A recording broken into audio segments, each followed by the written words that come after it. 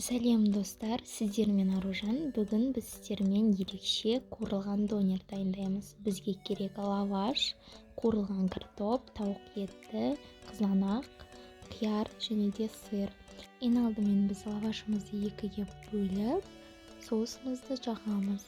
Содан соң қуырылған картопты, тауық етін, қызанақ, қиярды салып, тағы да соусымызды саламыз. Одан соң сырымызды салып шығамыз.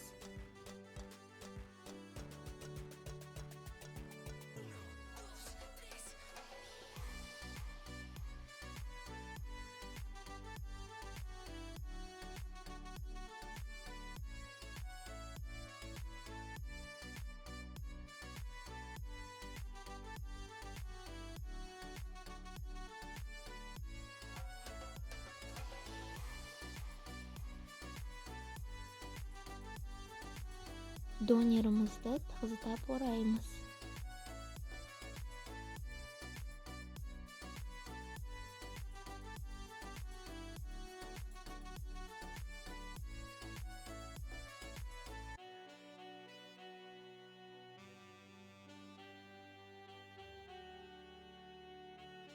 Донерімізді грильде кішкене қызарғанша пісіреміз.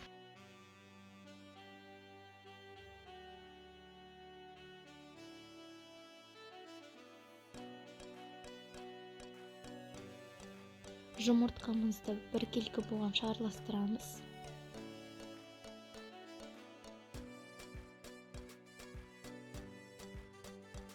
Донерімізді жұмыртқаға аунатып шығамыз. Содан соң панировочный сухариде аунатып шығамыз.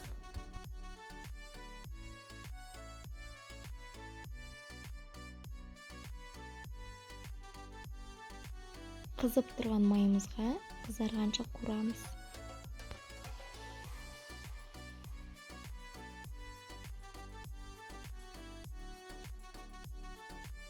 Біздің ерекше қуырылған донеріміз дайын. Өте дәмді және қытырлық болып шығады. Видеоны соңына дейін қарағандарыңызға рахмет. Видео ұнаса, каналыма тіркеліп, лайк, комментарий жазуды ұмытпаңыз.